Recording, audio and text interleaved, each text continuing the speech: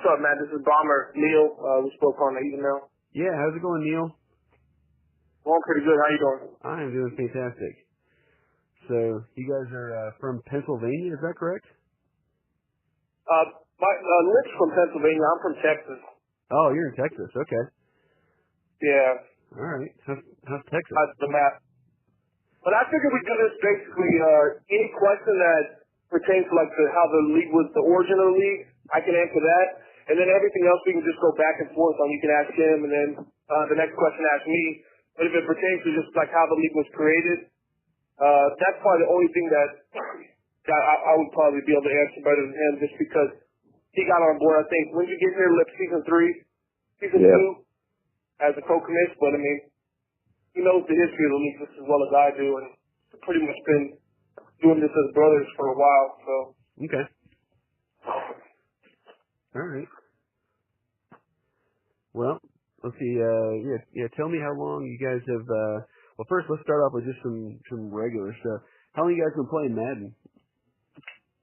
I've been playing Madden recently. I probably started Madden 13. I was a 2K guy, and the game just got so like repetitive, and I just wanted to try something more strategic. And I started getting into football as I got older as an adult. I used to be a basketball guy. Okay. So 2K basketball, not 2K football, huh? Yeah, no, but I heard great things about 2K football, actually. There's one time in Madden, I read about that. I did play it back when 2K5, but I didn't play it. It was so recreationally. I had no opinion on it at the time, but looking back on it now, I'm like, wow, that was a great game for the time. Yeah, for sure. And so your name is Lip, is that right? Is that what I call you? Yeah, that is correct. It came from I'm really big into fishing, so it came from that, watching bass tournaments and doing a bunch of fishing stuff. So that's where my name came from. Okay. I had no idea that it would stick for this long. And that's so many people, but that's what I've become known by. Okay. And so you've been a long time Madden player as well, I guess? Yeah, well, I played Madden back in the day on like Super Nintendo, Madden 98. I shouldn't say back in the day because I'm only 23, but I played it then, and then I played every Madden since like 2000. I bought every game. I played every game. I really love football. Madden was my favorite game forever, and it probably still is my favorite game. I play other games, like I play the show. I tried to play NHL and NBA, but those never really stuck because I could never really find anything that was realistic. Mm-hmm. And I wasn't very good at the other games. So playing them didn't feel realistic because I could never get a realistic feel from them. But Madden was always the game that I was attracted to and stuck with through my whole video game career. So Neil and let both you guys. So before NBL started, what other leagues were you a part of, if any? And did you commission any other leagues? Were you a part of any other leagues? Are you currently in any other leagues? Or kind of tell me about your evolution as far as league history and how you got to NBL. As far as me, basically I switched to Madden. When Xbox One came out, I believe it was like Madden 25. Was out, and basically I switched to Xbox One. I played I wouldn't even say recreationally, less than that in Madden. But I really liked the aspect of the team building and the, football in general. It just seemed more of a deeper dive. So I decided to go ahead and I wanted to create a league because I knew the way I wanted to play and the way that I wanted to establish like something full immersion that I didn't really see out there. And the leagues were starting over all the time. I joined one league, I can't even remember the name of it, but it collapsed like within days of starting. And I said, I'm one of those guys that likes to get really into it. So it'd be a complete waste of my time. And I constantly had to keep restarting. It was still like, if I start building my pieces and now commissioner's not winning, so he's going to restart the league. So I wanted something that would go like August to August. That was my ideal, that was the situation I wanted to be in. And basically there really wasn't anything out there for me. So I just created NBL like essentially within a week of buying Xbox One. So essentially you bought an Xbox One. You started playing Madden, you joined a league almost right away, and it folded so quickly that you started a new league within that probably that same week almost, huh? Of course, yeah. I mean, I went up and started looking at my roster. I moved my depth chart a bit. You know, I had a safety that was younger. I wanted to play him, get him some more time, but still wanted to use the older safety in my quarter defense. You know, I was strategizing, and then it folded, and I said, well, I mean, that was a complete waste of time. Yeah. How do I lose this? Was it full? Was the league full, or was it half full, or at the time? I believe it was full at the time. I really don't remember much of it, but I believe it was. I mean, I'm pretty sure we had 32 people because it was one of those, you know, brand new league about to start, everyone jumps in, but 90% of the people at the time are really committed. You know, they're committed to just the idea of a new league and a new team and a fresh start, but not really committed to the grind. You know. Right. Was it a stock roster league or was it a draft? Oh no, it wasn't a draft. I completely don't. I don't mess with those leagues. I agree. Those kind of leagues. Hey, Lip, what about you? What about you? Any other league experience, and how'd you get to NBL? I started my league experience just playing with friends from college and stuff like that. And then somehow one of my friends got into a sim league, and I had no idea what a sim league was.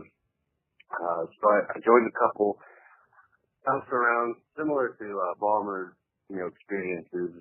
They all start up and they were, everybody's all excited, and then a couple guys start losing, and then it's time for a restart. And you can't really get into the game and build a team whenever you restart, and every time, one person isn't happy. So I didn't really find anything that I wanted to put that much time into, just because it didn't exist. But then eventually I found NBL and started playing there, and I believe I joined NBL in like March, and that's whenever Madden's like usually dead. So when they were, they started rolling and kept rolling right into the new Madden, and that was definitely something that I'd never seen before. So I jumped on board with NBL and then fell in love with what they were doing. And also, what Liz forgot to mention there was, he told me a story a while ago, maybe he forgot, about he joins the league and he looks through the stuff, trying to see where everybody else is at. And he sees a commissioner with 9 first-round picks in the first season.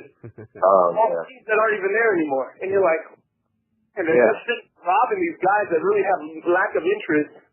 And then you have, it's a consolidated, it's so consolidated, like the quality of teams, because they pretty much just rate other teams trade-wise that haven't even played. That's why we have a 7-game rule. You must play at least 7 games before you make a trade. And our trade rules are so strict and our regulations are so high that it kind of prevents that and deludes any of that from happening. You really have to build. You have to be in it for the long term to get any kind of payback on any kind of investment or trade that you make. Yeah. Yeah, that's the thing. Like with that league that Ball was referred to, I got in and the commissioner was like, "Hey, what's up? I'm the commissioner. What do you want for your first round pick?" I'm like, "Hey, come on." And to the trade rules and stuff, I'm a big Steelers fan, and it just breaks my heart whenever I join a league and I see Antonio Brown on another team. Yeah. Like halfway through the season, and Antonio Brown gets traded to, some other team that's not the Steelers. It's just I can't deal with that. I need to keep. I like that NBL's got the rules that keeps the big stars where they are. That they can leave through free agency. Just how most of the time it happens realistically. So it's nice to keep your core players based on the trade rules and stuff with NBL. So you hit on something that maybe I don't know about yet. Then is there something, you said very strict trade rules? Is there a can't cut list similar to like fantasy football, or is there like for the higher marquee players, like a Roethlisberger or Antonio Brown? How does that work? As far as what we've done is we've created overall. The player has to be 76 or under to be tradable. You only have 2 trades per season, and that includes trading picks. So we really have locked down a market, and this is also why we create these rules, is because we want to discourage people who really aren't interested in our full immersion, realistic style of on and off the field gameplay, right? Right. From joining. And this makes you build. So you have to take a guy that's a 72, and you got to build him up to an 81. You got to build him up to a serviceable player that can be a legit starter. You got to take a guy that's a number 4 corner that has potential, right. and build him to play in the slot, and then possibly a number 2. Because you can't just go and trade your way to the top, because then you have to look, well, who's really building the team? Because the guy that starts with the Seahawks is already at an unfair advantage. He's got depth for days, at least in prior Madden. Remember the Niners with all those linebackers? We were like, how can we avoid that? So we'll check rosters every Madden that comes out, and we'll find like a happy median, in which I think last year was 81, this year was 76, because the ratings dropped on everybody. And we'll just find key players that we're like, well, I don't think he should get traded. He's basically the staple of their core moving forward. Okay, what's he at? Okay, what's he at? And all the admins will go through and we'll determine a number, and then I usually knock 2 points off that number at the end just to make it more difficult. Yeah, so I think that's kind of where we are. All the leagues that I've come across, I've not seen. Obviously, it's the Wild West out there in terms of leagues. There's plenty of no rules, right rules. I mean, you look on Facebook, some of these groups and things like that. It's hey, can I join your league? What's the rules? And the commissioner lists like 2 sentences. But this one about not being able to trade unless they're 76 or under, I think is fantastic. That's pretty unique. I don't know that I've heard that yet. Yeah, it's really like, hey, we're investing a lot into the league. Are you willing to invest a lot back? That's what we're asking. If you don't take over a team that's successful and you can't trade, some people think, well, I don't want to play that and I can't be good right now. Well, we don't want you. Right. Because honestly, we play August to August. If you're trying to play, from November to December, that's not good for nobody because we put a lot of time. We're keeping everybody's records. We're keeping all these statistical owner stats that win-loss percentage, all these things, and we're going out of our way to just keep yours and then have to delete you or remove you. It negates what we're trying to do. Yeah.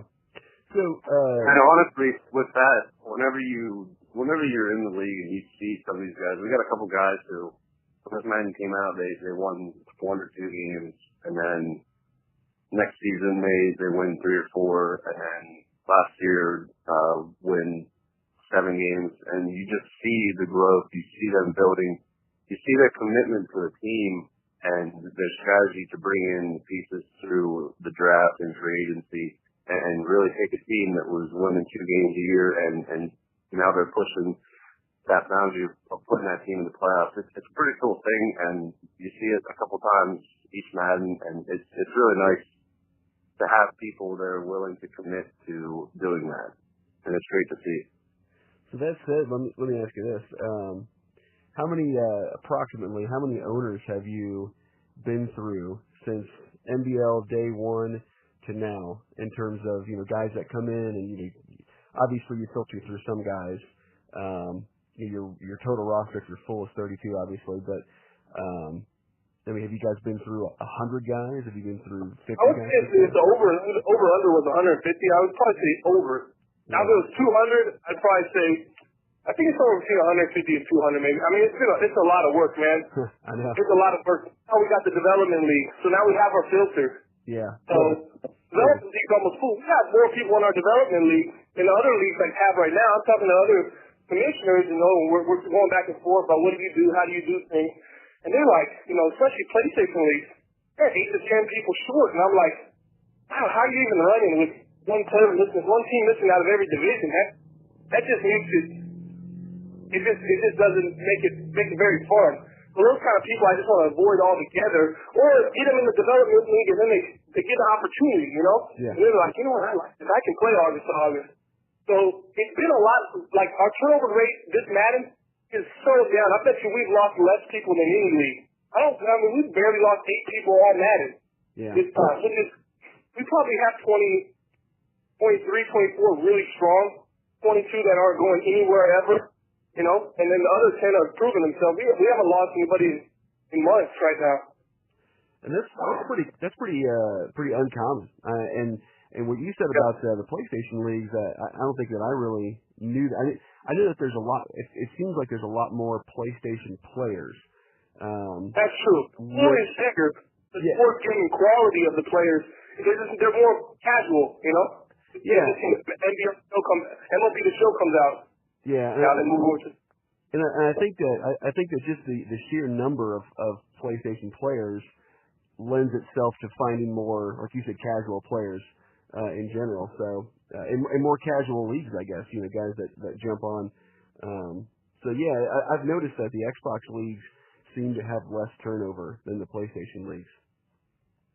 Yeah, which that might be 100% true. Yeah. It might be just more people, and then the percentage of people that are casual to hardcore niche like us, of course. So the more you have, the more casual gamers you're going to have. Right. Obviously. So where do you guys recruit then? If you need guys, do you typically reach out through Twitter mostly, or do you use your guys and their connections? Do you use like the EA website at all? Where do you really go to recruit? I recruited everybody that originally started from Operation Sports. Okay. That was a horrible mistake. But I had to start somewhere. I had nobody. Right. Remember, I had 0 friends on Xbox One that could play. And I was like, well, let me try. I remember staying up till 2 a.m. just doing this kind of stuff. And it's like, wow, what am I doing this for? These guys were just, some of these guys had no interest in following it. They were just complete freestyle lobby, Mm-hmm. It's fine, but it's just for us, And basically, now we've got a real strong presence, especially on YouTube. We've got good followers, and our product and our brand is starting to generate. So the whole recruiting, it's not as much of an issue anymore. I'm sure we have a development league that's, I think, one person from being full right now. So that puts us at we have over about 55, 60 owners, because we have a couple owners from NBL's in there. So, yeah, we allow people to recruit from their friends, but they all have to make it through the filter of the grid. So, we encourage everybody to come over, but actively recruiting, we really don't do that anymore. Yeah. What's the process of moving guys up from the development league? It's only when there's a space open, or how does that work? Well, we have a top 5 list in the grid right now, and it's an active thing. It's not like a set thing. So if you get a gameplay issue, you can drop down. When you look at gameplay, contributions, is this person active? We have a bare minimum standard. That's just tweeting from your league Twitter, from your team Twitter, mm-hmm. being active in the chat, having a good attitude. It's just as important as gameplay, and you have to have both of those. So that's kind of the criteria: gameplay, attitude, and do they tweet? And that's the bare minimum. So if there's a guy willing to do more than that, willing to donate things and help us out financially, along with the gameplay and stuff, it could be higher up on the list. So it's a multitude of things. Have you ever dropped a guy from your main league to the development league and had him stick? Have we ever? Excuse me. I'm just thinking when you're talking about the main league. I'm thinking, let's say that there's a guy who's in your regular league, and his activity level drops off, but maybe he wants to stick around. Would he move down to the development league, or would he just quit? Have you ever had anybody? Yeah. We've never had that. Okay. Like, I can attest to this. When you experience the big leagues, is what they call it when they move up, those guys are on trying to. Whole time in the development league is basically, wanting to make it to the top league. Mm-hmm. So, if they quit, they're usually done. They're not going to go back down there.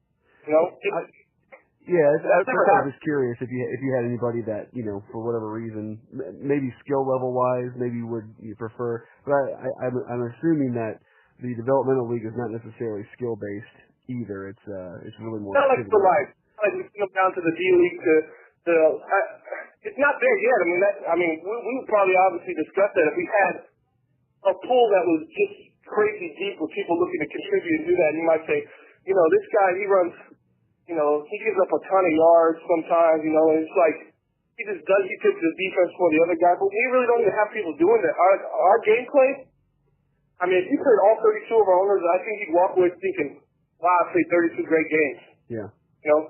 And the activity level, this is what they want. They love this, They're looking for more rather than less. Yeah. Yeah, I agree. But you have something to say? Sorry, I mean to cut you off there. No, it's just the attitude of our owners is in NBL. It's really great. Everybody has a very positive attitude. I know a long time ago there was some guys that had really bad attitudes and they ended up getting weeded out. but the attitude of our MDL owners is unbelievable. Everybody's positive. The guys that aren't winning a whole lot, they're still positive. They're still having fun. They're still enjoying everything that the league has to offer in terms of, their Twitter, the YouTube stuff. They love it. And for the guys in the developmental league, the grid,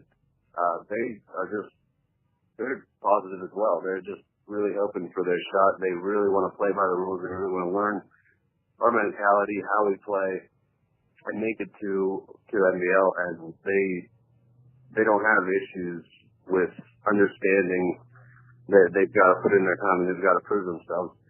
But their attitudes across both leagues are really impressive, honestly.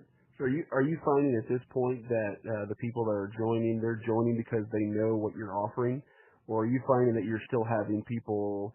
Let's say I'll pick on mutt people because they, in my opinion, don't generally follow rules. At least a lot of them. Do you find that you're having a lot of guys joining or wanting to join and going, oh crap, this really isn't a lobby league? Or are you finding the guys that are applying to join at this point kind of know what you're doing and they're signing up because of that?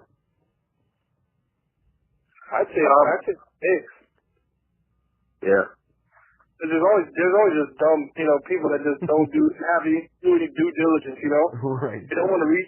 If you're not willing to read, 2 sentences, it's not even worth, I have to explain in 5 sentences what you could have read in 2. Yeah. It's just like, it's not worth our time at this point. We're trying to grow, man. We're not trying to sit here. But I got good admins that handle all that. Me and Lip monitor that chat. We're not even in the grid league. We allow just the feedback and everything to come through. But you'll see it in the chat, people will say, they'll jump in the league and they'll say so-and-so on the block. And first of all, they'll name a guy that's over 76.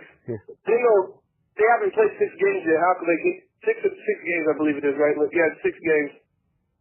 Yet to even be trade eligible as an owner, right? And that's 6 games you have to play with no gameplay issues, And it's like, come on, man. Did you read any of the rules, man? So you're still doing that. Yeah, that's probably par for the course. Of course, and that's it. But some people come in and they're completely on board. They know exactly what's up. They'll be the ones saying stuff, and we'll say, hey, man, great job on reading the rules. Help us spread the message when people come in that don't, because unfortunately, it's 2016, attention spans are smaller than they've ever been, and people don't like to read, man. Yeah, that's true. The league that I used to run, which I'm no longer a commish, I'm pretty far removed from that. I actually had a form on my website that before I could even gather any information, I actually had a questionnaire on there that pulled in like 10 basic rule type questions. It just said, hey, read the rules before you fill this out. And guys would go to join, and if they couldn't even answer, really, really basic, obvious questions about the rules, then you weren't even considered.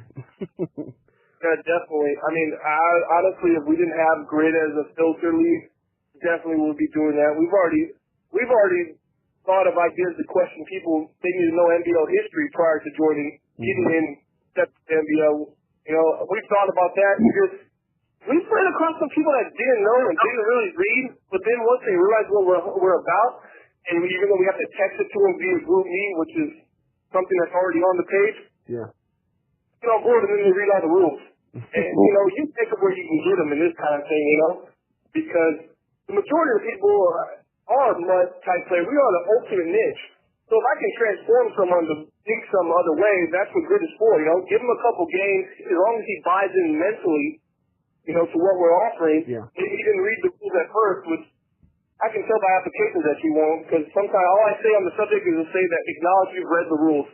I won't even think that in terms of sometimes half of them, and then every one that does it, I say, make sure we're quitting this guy on the rules and making sure we're telling him, make sure you read the rules. Because everybody wants to be a part of the podcast. They all want the recognition, but they don't even want to, you have to earn that kind of stuff.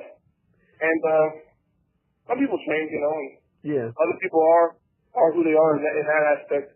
And I've noticed, there are definitely guys that can they can live in both worlds. They can live in that MUT world, and they can live in the CFM world too. But finding that guy that can cross over and live with a no rules type of system and then live with the strict rules. That system is, I think, can be pretty challenging. I'll also, just to add real quick, I know there's people that, if they're coming from that, we have one guy who's transitioned from that.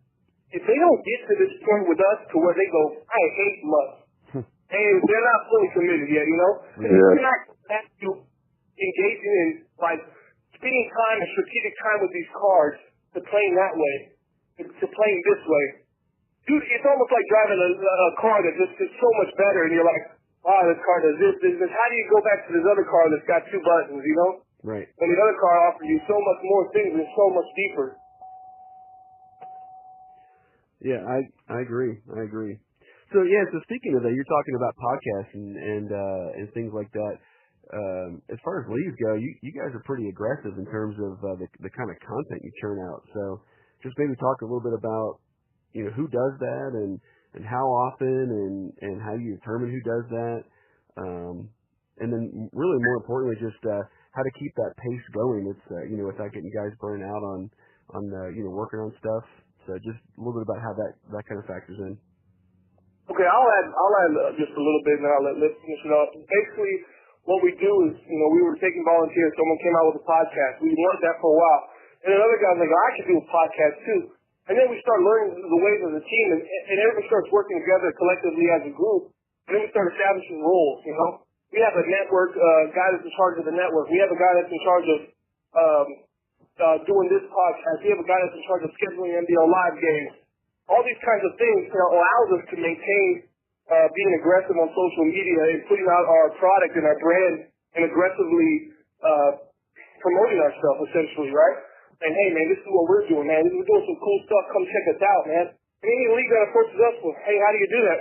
I'm glad to help and tell them, man, because it all makes the experience better. But how we're able to sustain that is once we get into like March, we're doing team selection. And Liz can go ahead and pick up from here how we do team selection and how that helps create and generate and maintain throughout the time of Madden where most leagues fall off. Yeah, so from the time that the game comes out to basically around the Super Bowl, everybody's generally really excited about Madden, especially the release. So watching football, you go watch a football game, you come back, you're like, man, I really want to play game Madden. So that keeps guys really interested, and not a lot needs to be done at that period of time just to get the interest. But we take it a step further, and we do all that stuff during the season. So it's just jam-packed with football for up until the Super Bowl in real life. And then after the Super Bowl, things kind of die down, and the average guy will kind of take a break from Madden. Like Farmer said, on PlayStation, people go and play the show until new Madden. So with team selection, about a month after the Super Bowl comes out or so, we go through and we figure out where our guys fit for the new Madden in terms of where they're picking their team for next Madden. So we go through and, we've got our admins, the guys that, built the league and have the league running all the time. And then we've got our network guys, and those are the guys that, like Bowman said, schedule NBL live games, host podcasts, jump on live broadcasts, stuff like that. They're always participating and stuff like that. And then we've got the rest of the guys all kind of moving around for the next, 4 or 5 months or so, battling it out for team selection based on their contributions to the leagues in terms of when they jump on podcasts, if they join our live draft, the blogs that they write, the Twitters that they do, all that stuff. And this is all this is all extra to being the league. Like our guys are expected to do, we just started expecting our guys to do Twitter. So like now Twitter becomes part of just being in the league and playing in your games. So, the day of just being in the league and playing your games is over with, because every one of our NBL guys is doing so much more than just existing. They're doing so much more than just playing their games. So, we've got so much that goes into making this league great, man, and so much content that it's not just the top 10 guys. everybody's putting out some kind of content, and that kind of helps keep the interest because guys are like, they see that they're at one spot and they're like, okay, I got this really cool idea. I'm going to make it. It's going to make the league better. It's going to help me with team selection. And that's kind of how it's developed and going and gotten people in a battle it out for team selection. So that keeps it really interesting up until the next Madden.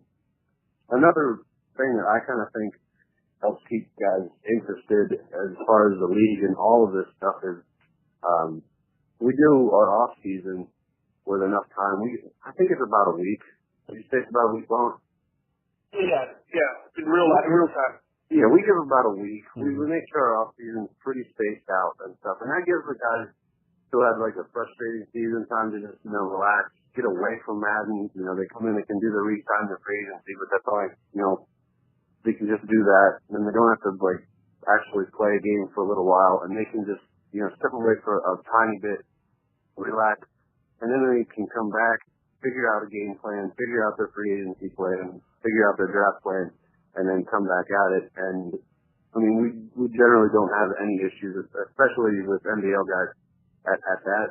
But that little break just gives everybody that little tiny window of time to just relax for a second, and then we're right back at it. And everybody. That window also allows them to really think about what are their needs, what are their holes, not just to rush out and try to get a star in free agency because that's the only one available and end up overpaying for. It really allows them to say, okay, here's what I want to go in the draft. Here's what I need in the draft. And everybody in the chat we're getting over 1,000, about 800 to 1,000 messages a day in group meetings. People talking and talking. Everybody's keeping up. They're like, this is what I need in the draft. Hey, have you seen that guy in the draft? Oh, that looks good, man. I might need to move up 2 spots from 17 to 15. That guy's just desperate going, I need to move from 17 to 1, so I'm going to trade everything that I got to get to 1. It's not that kind of league, man. It's very strategic based, So this is a cool off-season move that we're really getting into. Before it was just like most said, I got to move from pick 29 to pick 1, and if it doesn't work out, I'm done. Yeah. And it's really moved into, man, if I can move from 22 to 15, I know that there's 4 guys at this position, and I know that there's a couple teams out there that need that. If I can just move up a couple spots, I can really improve my team, and they don't have to, completely sell everything that they've got. If they can make those little tiny strategic moves and stuff like that, it can improve their team. And the offseason gives them the time to think about it, to really think about it, and we're really moving into those cool strategic moves in the offseason that are really growing NBL as far as realistic and strategically. That's awesome. So you guys are using your own website. You're using GroupMe. You're I can't throw a dead cat without seeing a Twitter post from one of you guys. So obviously you're using Twitter quite a bit. What's your involvement with Daddy Leagues? How much do you use that? Is that really just for stat keeping, or do you use that a whole lot? Oh, we use that for it's basically just a user-friendly website that's essential for anybody on the go. We're all on the go, We're all working together on the go. So if I'm hitting my admin up, hey, check out this player card on this guy, check out these stats, because we're monitoring stats. We have formulas for what we consider abuse, what we consider okay threshold, right? Mm-hmm. So I can say, hey, check out this player card for this guy. Look what he got, 6 games in, look where he's at. He's still in the slot. I think he needs to move him to number 2. He's targeted him like a number 2. We don't have defensive assignments. You're going to target him like a number 2, we're going to put him at number 2. Okay? So we're all able to communicate and link up, and Daddy Leagues is like, it's almost like the place where we go to all essentially have the information right at our hands, the same exact information, and it's easy to get to. Anybody can access it. It's so much more user-friendly than the TFM website. It basically is, for what it costs, it's nothing. As much as it helps us out and allows us to really be on the same page as admins. We know, especially even people in the league, even when it comes to, you're about to draft, you got the week, you're busy that week, you can check online, check this guy's roster. He does need a DN. I'm going after DN. Let me go ahead and send him a message and shoot him, see what he's feeling for this draft. hey man, do you have any idea where you're going? Because he looked on Daddy Leagues and he saw his roster, updated, oh, he made some cuts, stuff like that. So it's more than stat keeping. It's more like roster management. There's blogs on there. We post our podcasts on there. So it's a real hub that's necessary for us. If we want to be as efficient as we are, we want to be probably where we are in general without it.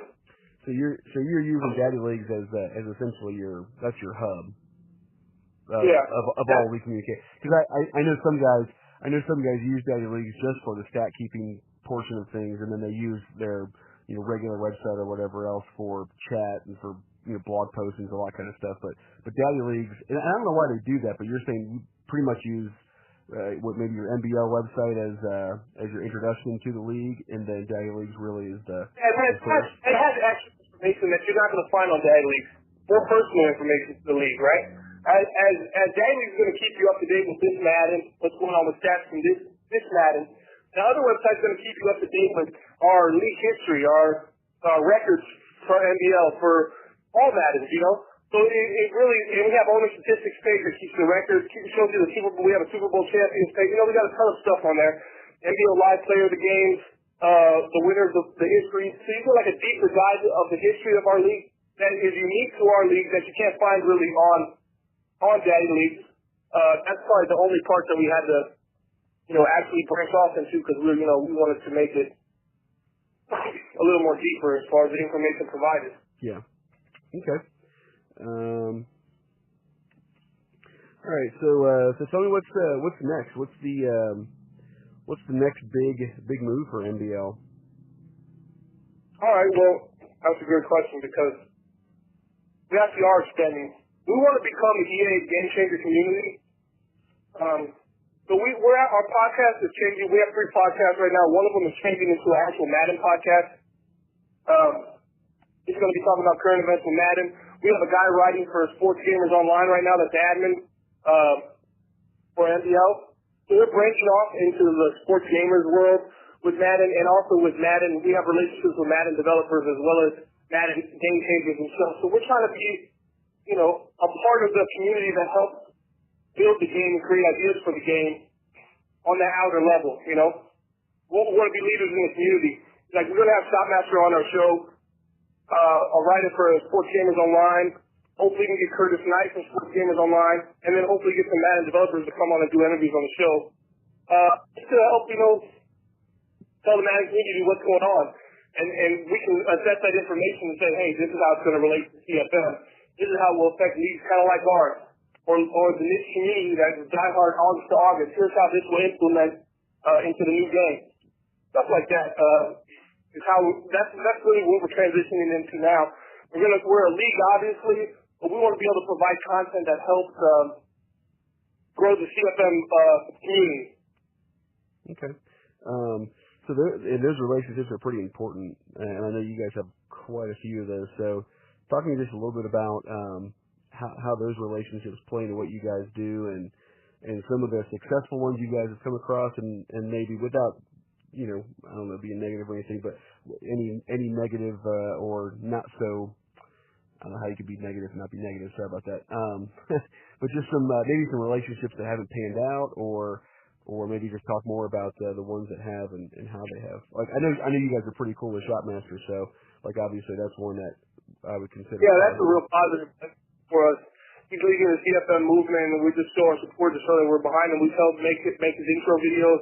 We made a top 10 video for his show. His intro that he's going to debut tonight at 9 p.m. on the EA Sports Channel. It's going to be an intro created by one of our guys at NBL. So those positive relationships with him, and he's great with kicking back. Like, he understands what we're doing for him, so he's sitting there, broadcasting our name on the channel and letting everybody know, hey, NBL's the real deal. This is what they do. We have a relationship with Rex. Rex, we sent some CFM, ideas for Madden 17. He passed them up. We have a relationship with Curtis Knight at Sports Gamers Online. Those are all positive relationships. And the negative ones, I don't want to name any names, but I ran across other websites in which I wouldn't say similar to League Caller, but they tried to create a CSM, group of people in which people who are in CFM could go there and they would sponsor leagues. But they just sponsored everybody, and they didn't put out content in a timely fashion. So it was really like diluted in information, and the quality of information was usually dated. Yeah. So we just kind of like stay away from relationships like that. So we almost got into a relationship with somebody like that once, and he just wasn't producing enough content for us to say, yeah, that's worth us associating our name and our brand with these other 4 leagues that he's promoting too, which none of them do anything. Yeah. You see what I'm saying? Yeah. Oh, yeah. So it's like that kind of thing, you know? Yeah, I think that it's just, we have a certain mentality and a certain expectation and goals, and it just took us some time to find people out there that had, that direction that we wanted to go in with, like Shop and Sports Gamers. People like that have really made a connection with us, and we made a connection with them. And some of the previous ones just didn't have the same goal in the direction that they wanted to go that MBL did. So we had to back off and just wait and be patient for those really great connections like Shop and Sports Gamers to open up. Yeah. Yeah, Curtis from Sports Gamers is another fantastic guy. Really good resource, really good guy out there in the community. So yeah, definitely. Yeah, I've had some. Let's see here. I'm going through. You guys have a little more time. I think we still have some more time left. Yeah, I'm for you right now. Okay. So give me your. You talked about August to August. That's what I wanted to ask you. So this season for Madden for CFM was interesting in terms of how it came about, and they had all the issues with Madden that first month or so of the game. So how does that work with August to August? Did you guys have to restart because of the issues that they had, or how did that work for you? Yeah, great. We lost the year basically. This season, our season lasts about a month and a half. Yeah. And then you have a week for off-season stuff, so like a month and 3 weeks sometimes, a month and 2 weeks sometimes, just depending on the pace of the league. And that was about the time duration of that whole mess up. But we didn't want to get, like I said, I'm not into spinning our wheels, you know. Right. Why come out with something that we're going to have to start back over? And the devs were telling us, don't start yet. Well, they ain't going to say that. I'm not going to start yet, you know. Yeah. So we ran off-season. Our community is so strong. We talk about so many different things and play so many different, we can play Call of Duty with each other for a couple weeks to pass the time. We could play, there's many things we could do. I mean, nothing is like the Madden. But, I mean, our community is strong. It didn't die down one bit. We played a preseason tournament in that one where we combined Grid and MBL and played like a nice tournament just for fun, and the winner got a prize. That's pretty much how we dealt with that. We just took it in stride. It is what it is. But it didn't make us want to say, man, we feel like we could really help. We feel like, I see other people say, just give us some opportunities to try the game prior to release. Let us run through all the bugs. But man, we could actually do that, I think. I think other people like to do that, who want to be, who loves Madden, want to help test the game and make it better. But I mean, we live in August to August, and we play that game so deep. And there's things that right now that have been a certain way that we feel should change. For example, quarterback strength. I know getting a little off topic, but that's one of the attributes that is like crazy once you start getting Madden creative players coming in. The quarterback strength, you have guys as strong as Brendan Browner, as fast and agile as Sam Shields. This is like hybrid players that, even though they don't have the greatest coverage, they have this crazy athletic ability that's just unparalleled in anything that was in the game when it came out. So therefore, it makes a lot of these players like, Calvin Johnson, 78th string. I believe that's what he is. He's sitting there having to go against a 5'10 guy. He's got 83 strength, but now he's 95 speed and then 95 agility. Right. Like, wow, the guy that was superhuman, guy's basically tight end body with wide receiver speed, is now being is null and void. There's a wide receiver a foot smaller than him with better athleticism. It's just stuff like that we felt like we could help with, and that's what just motivated us that month and a half. We're like, we could really do this. Let's try this year to really push to build relationships with these people and really open ourselves up to the community because we were focused on ourselves. Once we got ourselves right, we felt we could be an example. Then we wanted to go out there and show, social media and show the Madden community, hey, this is what NBL does. This is proving to work for us. Take whatever you want from it, make it your own. But essentially, what we're doing is something that definitely works if you're looking to play, August. So what do you, you're talking about, being part of that community for Madden and, having some of that input and, working with developers or talking to different people out there. So what do you think is the next, well, let me ask you two questions. What do you think is the next big thing for Madden, and what do you think for CFM the next thing should be? That's interesting. The next big thing for Madden. Let me just go with the CFM. I'll let Liv answer the next best thing for Madden. Maybe there's no answer for that because they keep it so tightly sealed, and sometimes they develop things. Yeah, they change the rest so much, man. It's like they build something, and then they take away two things that they should never have taken away, like defensive assignments. Yeah. And we're just wondering, well, I don't know the next direction. What are they going to really focus on next year? I would say probably the cornerback play. I would say making it less. And I think it did a lot this season, where the defense is a lot more reactionary and less robotic. With last Madden, there was plenty plays. This Madden safeties react different every time, But still, like corner routes against man, it's just so money as far as the break on it, Mm-hmm. I just think there's like little things they can fix, but the game's getting a lot better. But CFM, I think they should focus on schemes. That was what we originally wrote about on SGO like 4 months ago, and I'm starting to hear more about it. I think Shop talked about the show like a couple weeks ago. He did. Just integrating schemes to allow your team to gel. So you draft a guy that has a scheme that fits your team, right? Like they do in real life. And then you can essentially build your linebacker core. You can build your D-line core. You can build your secondary core, right? You can create the next Legion of Boom by keeping these guys together, right? And developing them together under the same scheme, and they start working as one. You see what I'm saying? That's my theory. That's what I love them to do, because essentially schemes mean nothing for CFM right now, Yeah. I could bring a 3-4 linebacker playing with a bunch of 4-3 linebackers, and it won't mean anything.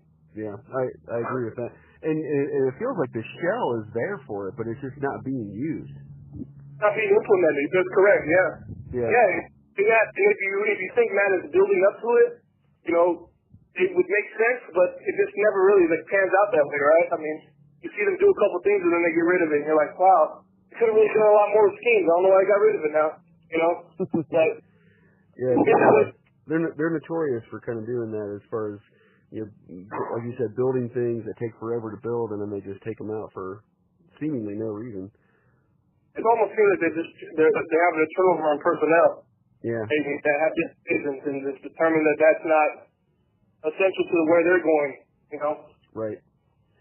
Okay, so a couple more things, and then we'll wrap up. So tell me the best thing about running NBL. For me, is the community. The best thing about running the NBL is just the community feedback. I deal with no attitude. Everybody's on board. We have to put out a rule change for this or that. Nobody complains. They all take it in stride. They understand for the greater good. There's many variables that are involved when we come up with ideas and new concepts. And basically, playing just chess, not checkers. I mean, that's like the number one, to the heart of the whole thing. We don't allow, on offense, you can't run the same play twice. You see, that just makes us expand everyone's playbook. I mean, you're only throwing the ball 25, 30 times a game. Mm-hmm. Why should it really be 12 plays? If you're going to throw the ball 30 times, you need to run 30 different plays. Not saying you can't have the same routes or you can't high route. We're not saying that. Obviously, you take what you see. But nothing should be excessive and nothing should be abused. But we like to expand the playbook. Run Madden and play it the way it's supposed to be. I could sit there and run, 20 plays, but really only run 20 passes and really only run 7 plays and only stay in my little bubble, playing one style of football. But how is that playing? That's just like tic-tac-toe, Right. That's playing a video game. We're trying to play deeper. So that's one of the great things about running NBL is the community. And everyone responds to anything that comes up. I mean, Lip, what are your favorites thing about running NBL? Well, it's similar to that. I just really enjoy seeing everybody come together and be part of one thing. All have the same mentality, and like you said, whenever there's a new role, everybody is on board, and they know that NBL is just getting better, and they just want to be part of it, and they want to help be part of NBL getting better. For me personally, I mean, I'm young. I'm 23, so the people is what I really enjoy about being an admin for NBL. I've learned so much in the last couple of years from the people in NBL that I would have never learned anywhere else. It seems like we've got a guy for everything. If you have an internet issue, if you have even a car issue, if you have any issue at all in life, there's somebody that's got some kind of advice or some form of help. And it really evolved from everybody coming to a place for, just Madden to now everybody's playing Madden, but they're also like a big family, a big group of guys that just, really created a bond over this game and this league that it really benefits everybody. And it's not just benefiting me, it benefits everybody, Anybody can go in our chat and be like, hey, well, I got this issue. What on earth can I do to fix it? And you've got like at least 3 to 5 guys that know how to fix that issue and how to help you. And that comes across any issue, and it really benefits everybody. And that's what I really like about it, just because there's so much experience, so much knowledge, and everybody's so selfless and helpful that it just makes NBL such a great place. That's awesome. And it's hard to, and I would imagine too, it's for you guys, that makes it worth protecting that much more in terms of filtering guys out so they don't come in and ruin that experience for your core guys that you have that connection and that bond with. Yeah, definitely. And our core is like 20-some people, man. It's not like 7 people or 8 people or 10 people. With 10 people in other leagues, that's probably like the average core, right? And really 5 of them are probably like the real core. I'm telling you, we have, I would say like 25 people, easy, that have been there, that are like, I would consider the core, and the other 7 just haven't proved themselves yet to me to be on, and we're 16 seasons in. Maybe they only got here 5 seasons ago, They're just not, I don't see, it's just hard to explain, man. I always like to say we're 32 strong, but this Madden, I really mean it. Like, I feel it like it's not just something I'm saying as something to raise the spirits of the league. I actually do feel that we are 32 strong in NBL right now. That's good. Well, I first became aware of you guys, I don't know, probably almost a year ago, and I've heard nothing but good things, and like I said, I follow you guys pretty closely on Twitter. I'm on there pretty often, so I see all the posts, and I peruse. I don't know. I spend more time looking at leagues and things that go on in the league community than I do playing Madden. I don't know if you guys are the same way, but I'm not really any good anymore. I just kind of watch what's going on out there, and I see nothing but awesome things coming from NBL. So cheers to you guys. Thanks, man. I appreciate it. Yeah, thank you. Yeah, you're welcome. And really, I created League Crawler with the express purpose of finding leagues like you guys out there. I mean, just real briefly about my history. I mean, I same thing that you said, Neil, when we started talking. I joined the league right away. When I first started playing Madden online, and I think I joined 2 or 3 before it folded. Decided to go ahead and commission one. I'm 33, so I got 3 kids, and so my commissioner days are over. It's the time commitment's a little more than what I'm willing to do at this point. But one of the challenges that I found was, like you said, just finding guys that can come in and commit and want to be a part of something. And I thought we did a pretty good job of that. But I really created League Crawler with the purpose of, hopefully helping guys find an NBL to be a part of, and at the same time, hopefully, NBL or a league, like yours that really wants to be serious about doing things, can connect with each other and find guys that are like-minded. So you guys really fit what I see is the benchmark for the league community in terms of what to do and how to do things. So it's been pretty refreshing to from my experience to see what you guys are doing, how you're doing things, and I think it's pretty awesome what you guys are putting out there, and hopefully other leagues take notice and decide to emulate more of what you guys are doing, and either reach out and say, hey, what can we do to be better? Yeah, I appreciate all those kind of words, man. That's really nice. And I feel the same way. Have you ran across any leagues similar to ours or close to it? I mean, I find people that are really close-minded in this community, they run a league, and they almost are like scared to acknowledge things, I don't want to say, oh, that's good. It's almost like we're enemies. Yeah. And I'm like, chill out, man. Who cares? Dude, I put a lot more time into you. You can't really compare your league to mine. Right. You got all these guys working, Right. Come on, I can help you here, I can tell you what we do if you're interested. And I'm big on. I agree. I think that there is a lot of disjointedness out there, but I think that there are. I think part of that is because so many of the leagues just really aren't committed to being around for very long. So, what reason would they want to connect with anybody? Because they're not serious about themselves anyway. So yeah, I mean, I've run into a couple, over time that have, I think are doing the things the right way, but I really do. I think that you guys are at this point kind of the benchmark, at least for what I see out there. There's some tournament websites and things like that do a really good job and do a good job running leagues and stuff. But as far as like you say, full immersion CFM, I think you guys are the real deal. So it's been refreshing to see what you guys are up to. Yeah, and honestly, with wanting to help people, that's kind of it's part of what all this is about, is trying to get CFM to be, a really great part of Madden again.